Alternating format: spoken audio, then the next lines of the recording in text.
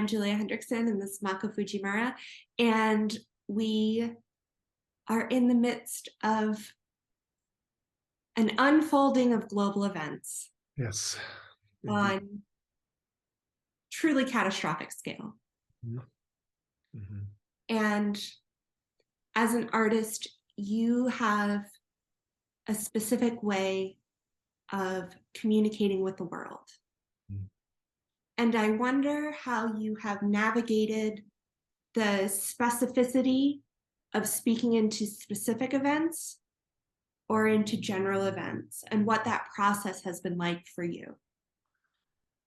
Yeah, it's been just a series of grieving, grieving certainly for school in Nashville, and I know the chaplain. He's a friend of mine. He is doing well, considering what it's unimaginable. And several people are very close to that school, so it hit home in a really visceral way.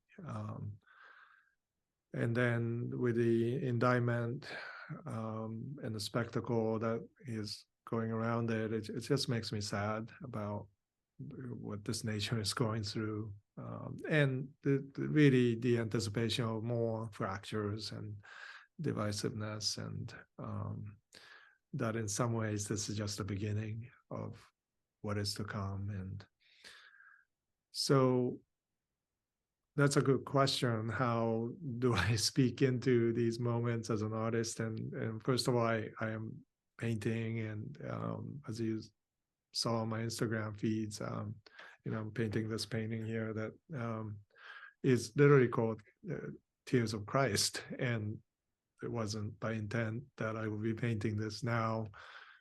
It's a commission that I received earlier in the year, so I started it. And then when the Nashville shooting happened, I came in and realized I'm literally painting the Tears of Christ. And so that was very healing for me to begin that process of painting. And as you know, when you are creating a work of art, you have this rhythm, and you have this built up of years and years of somatic liturgy.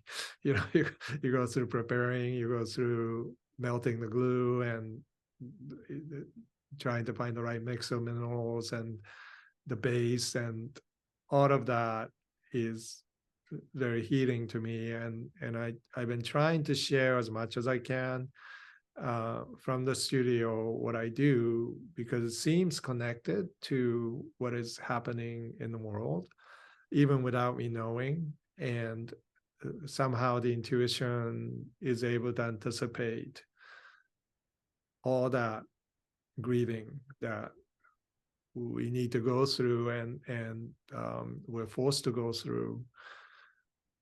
And so I am at a point where, rather than thematically trying to capture something ahead of time, it's almost like back-ending into rational structures and themes, and I'm not quite sure sometimes where things are going to go, but I have learned that if I can trust that process, and of course years of build-up to have this layers and layers of somatic knowledge, then whatever I create, I can speak out of and speak into. And that's probably the most honest, contribution I can make.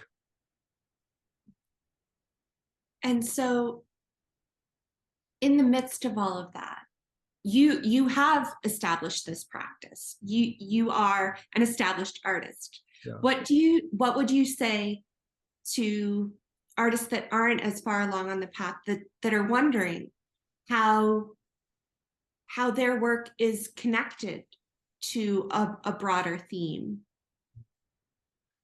culturally, personally, etc.? Yeah, we were just on the Zoom with fellows, and John White, the artist that's in UK, joined us, and I've watched him from being a very young student, just beginning to see that he was an artist and he has to honor that calling, to now. I think his last show was his best show, and he's zoning in, and something he said during our conversation that really made me realize that he's kind of reached another level, is the level of integration he has, toward finding that, he was saying that all the three kids, he has three kids and have been sick, and Anna, his wife, got sick, but somehow the week ended up being very productive in the studio, even though everything was disrupted, everything was, challenged. And I remember experiencing that myself and realizing that when you have built up the discipline of this liturgy that you have every day, going to the studio and building up this understanding of your craft and honing in on the particularity of what you are uniquely called to do, that's one of the signs. Is you could be, your schedule could be full, but you somehow create time and you're actually productive. Emily Dickinson, right, wrote all her poems waking up 3 a.m. before she was to cook for her family, right? So that's 5 a.m. She had 2 hours between 3 and 5 to write. Nobody knew she was writing, but that was her liturgy. That was her way of speaking into the world. And Vincent van Gogh really had only 3 years of active painting, really. He drew and painted before that, but what we know of Vincent van Gogh is basically 3 years of his life. So it's not the issue of time, and and people say, well, I can't write a novel because I'm too busy. Well, that may be so, but I had a novelist speak into, when I was taking creative writing classes about now.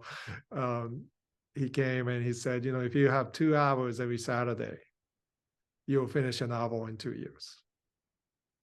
And I was like, is that true, right? So I actually tried it, write 2 hours, just commit to doing that every week.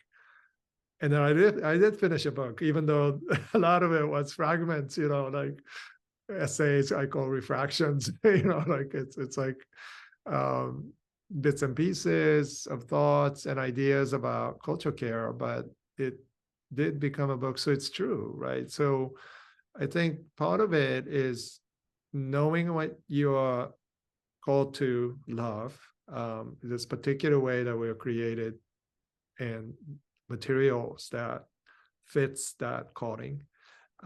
That's definitely part of it, is discovering that and looking for that.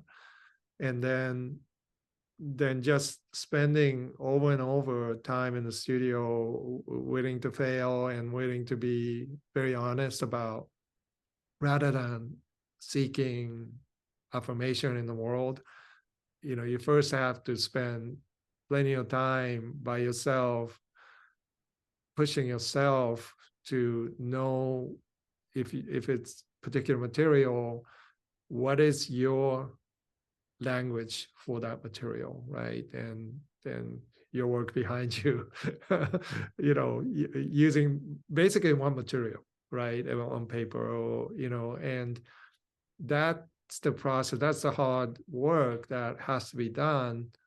And then I think finding a right community that understands your particular gifts, and then pushing you, challenging you, pushing you in some way, and that happens, I think, naturally among artists.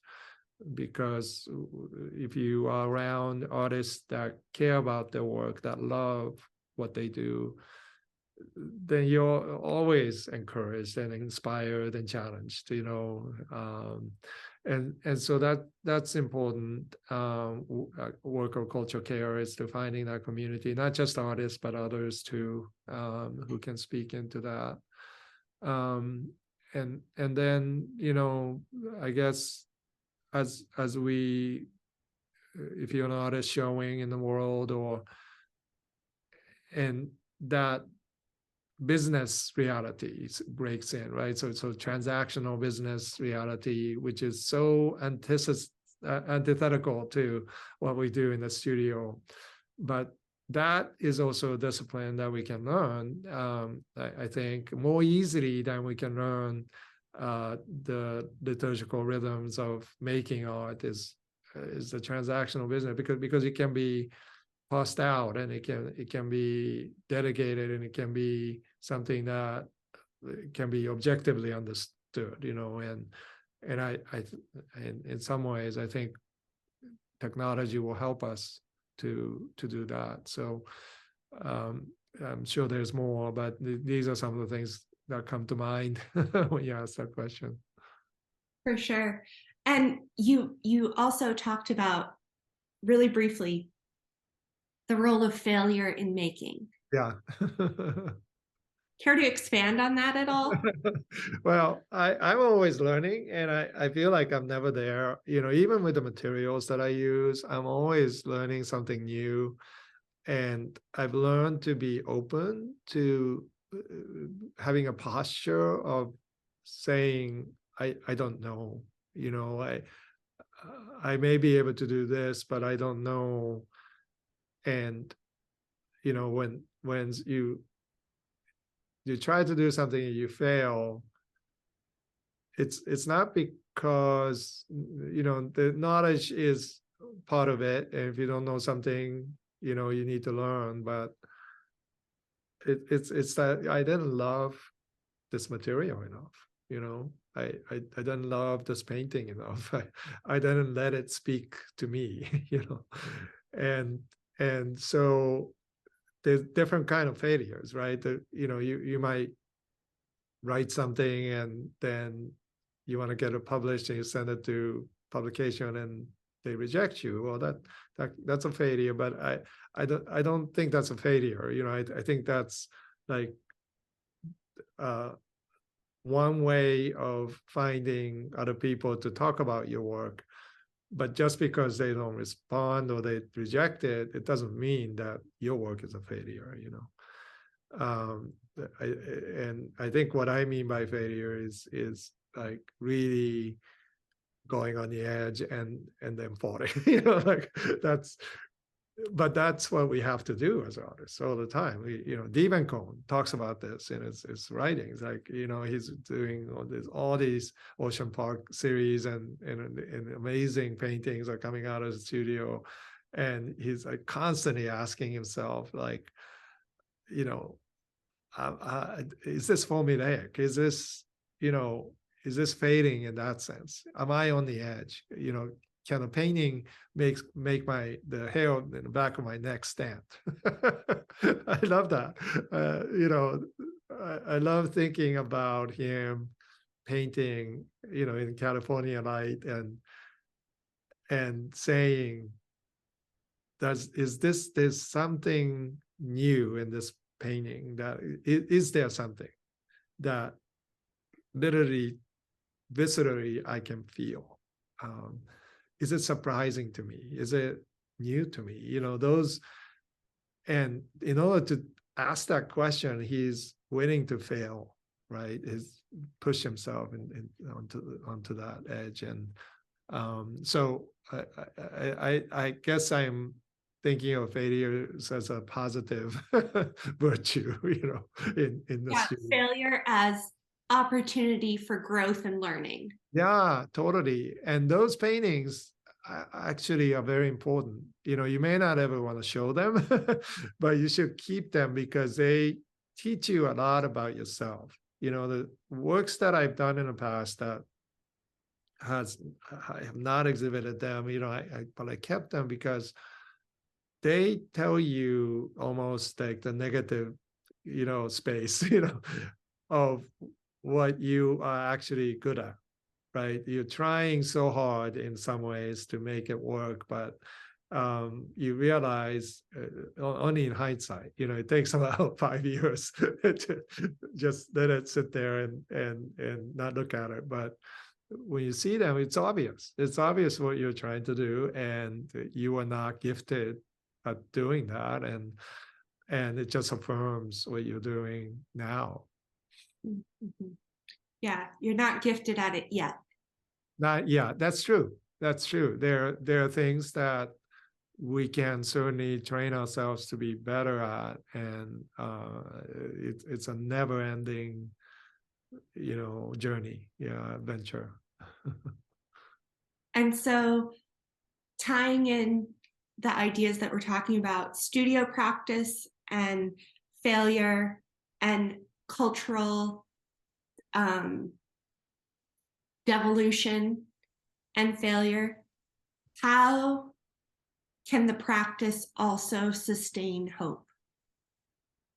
Right, right, and that's the thing, right? So let's say culture at large is an artwork of some kind, and we believe that the narrative of biblical narrative is that even though the world is completely dark, and fractured and broken, and we are all fallen so far short of glory, um, and yet in that darkness there is this candlelight, right? That there is this reality of um, hope that we can only affirm by faith. And next week we go through from Palm Sunday to Good Friday to Holy Saturday to Easter, but it's that darkness increasing and overwhelmingly drawing us into despair. And exactly at that point, something breaks in, which is miraculous and um, surprising.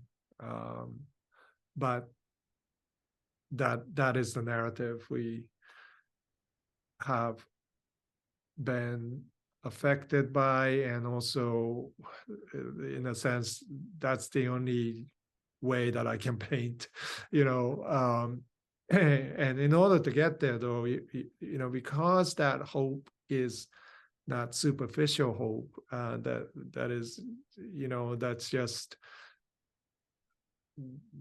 saying something, it's going to be okay, hang in there. No, this is something more vital and sharp. It's not anything that I can probably come up with anyways, but it's looking at the materials that I use. We're talking about pulverized minerals.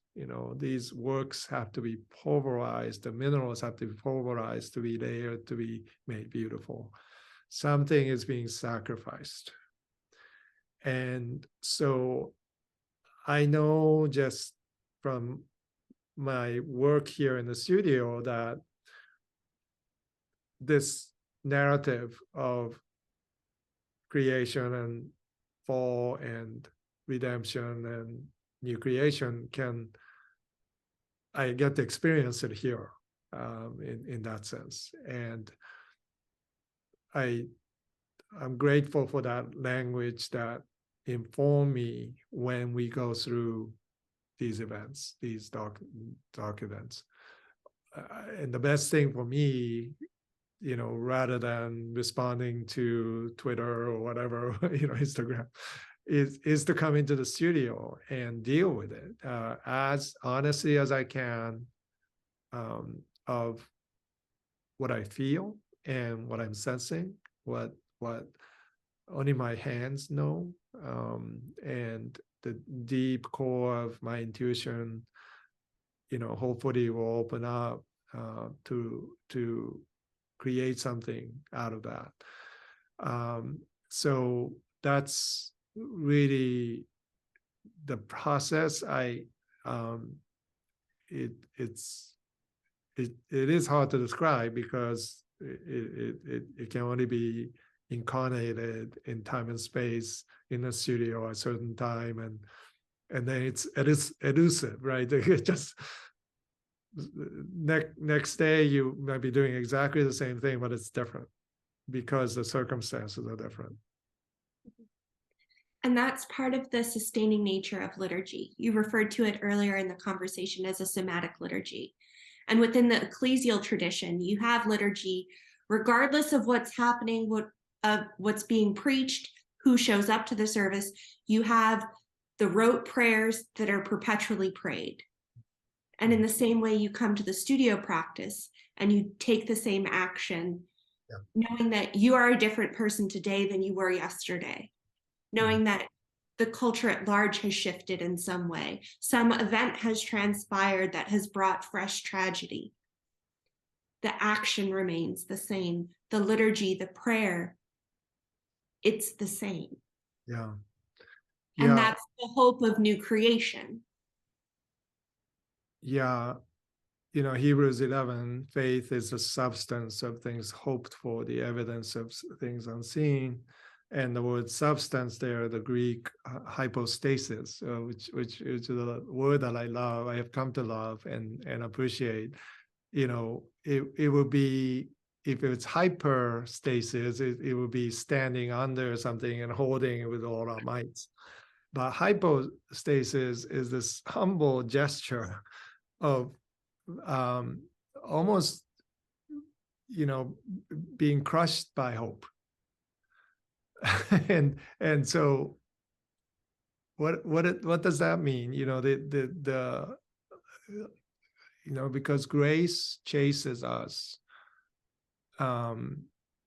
even though we may not desire it or we may not want it, and I experienced that in my life. And just as despair and darkness can crush us, but faith is the hypostasis of things hoped for. And if we keep our eyesight, keep our sight upon the vista, right, the horizon, and to see beyond that, and to, if we understand that hope is this overwhelming grace that actually chases after us, and it's so overwhelming, it feels like you're going to be crushed by it, and it makes a difference in how we wake up every day and face our days, and how we come into the studio, and this evidence of things unseen can be revealed through art, right, through what we do every day. And if that happens, then the world is going to come in through the portal of our art to experience that in a fresh way. So there is something of that reality that, to me, is so vital for artists to understand. When we visited Pope Francis, he kept on telling us, we had amazingly 30 minutes with him, a private conversation, and he kept on saying, you are the creators of good and beautiful, because Hedgen does mercy work and I create beauty. And he said, that is just so important, and he came up to me as we were leaving, and he said, the world is, darkness is going to push back, but you need to not stop, keep going, and I think that's the substance of things hoped for, is like, yes, it seems overwhelming, but and the darkness you know, encroaches and pushes back against every effort that I do here to make beauty. But that's the exaltation, is to keep going, don't stop, because being a creator of the beautiful is enough, right? That's enough for us, and that's a noble call. God desires that, it's given us gifts to do that. It's just as simple as that. Yeah. Being a creator is enough. Yes. Amen. Yeah. Yeah. Excellent. I think that's a beautiful ending note. Okay. Go make something. Let's go make something. Yes. Even something ugly, because of the substance of things hoped for, it will be beautiful. Yeah. Very important. Yeah. Thank you, Mako. Thank you, Julia.